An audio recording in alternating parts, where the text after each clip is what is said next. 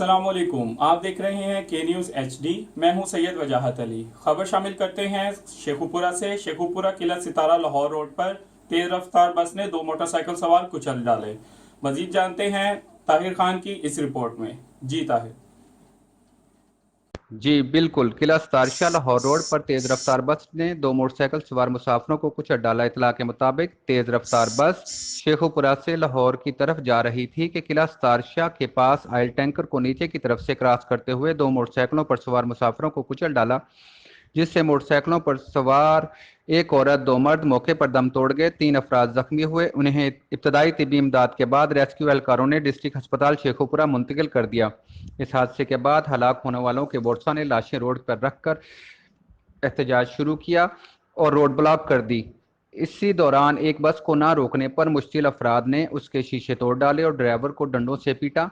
Lahore Sheikhupura road block होने की वजह से ट्रैफिक का सिलसिला मुअत्तल हो गया। मुसाफिरों को सफर करने में शदीद मुश्किलात का सामना करना पड़ रहा है। जी।